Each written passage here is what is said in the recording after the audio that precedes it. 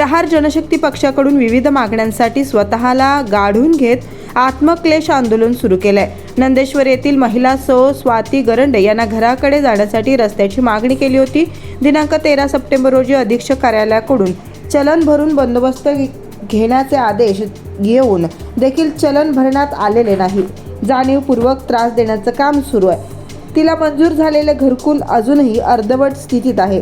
तिला तात्काळ रस्ता उपलब्ध करून देण्याची मागणी करण्यात आली। चलन भरण्यास टाळाटाळ करणाऱ्या ग्रामसेवक तसेच विस्तार अधिकारी नरळे यांच्यावरती कारवाई करण्याची मागणी करण्यात आली आहे। मंगळवेढा तालुक्यातील दूध उत्पादकांना 10 जानेवारी ते 11 मार्च पर्यंतचे 2 महिन्याचे अनुदान हॅटसन, सोनाई, डोडला तसेच इतर खाजगी संस्थांकडून कागदपत्रांची पूर्तता करून देखील खात्यात जमा करण्यात आलेले नाही। त्यामुळे त्यांच्यावरती फसवणुकीचा गुन्हा दाखल करून दंडात्मक कारवाई करत अनुदानाची रक्कम शेतकऱ्यांच्या खात्यात जमा करण्यात यावी।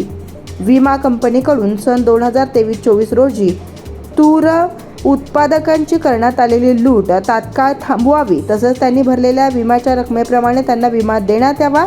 सार्वजनिक बांधकाम विभागाकडून कोट्यावधी रुपये खर्च करून करण्यात आलेल्या रस्त्यांवरती खड्डे पडलेले आहेत। हे खड्डे तात्काळ भरून घ्यावेत तसेच नैसर्गिक आपत्तीमुळे नुकसान झालेल्या नागरिकांना 4 महिने झाला अजून भरपाई मिळाली नाही।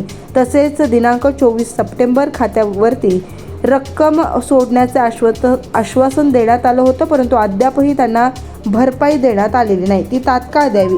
सर्व मागण्यांसाठी आंदोलन सुरू करण्यात आले। यावेळी प्रसिद्धी प्रमुख राजेंद्र सावंत, पक्षाचे तालुका अध्यक्ष राजकुमार स्वामी, कार्याध्यक्ष अमोघ सिद्ध काकणकी, विभाग प्रमुख विठ्ठल चौगुले, महेश तळे, दिगंबर गरंडे, अप्पाराया काकणी, सिद्धू पाटील, बापू घोडके, चन्नू पाटील, दत्ता मोरे, सिद्धू काकणकी, प्रसाद कसबे, महम्मद ढालाईत, अमोघ सिद्ध पाटील, काशीनाथ मळगे, सिद्ध पाटील, प्रभू पाटील, संतोष कोळी, अलाउद्दीन अनसरे, प्रज्वल मलकारी, बिन्याळ सिद्ध पाटील, अशोक सुतार, बाबा इनामदार, दादा कोळी, दादा घोरपडे, बाळू कोळी तसेच इतर महिला व इतर शेतकरी उपस्थित होते।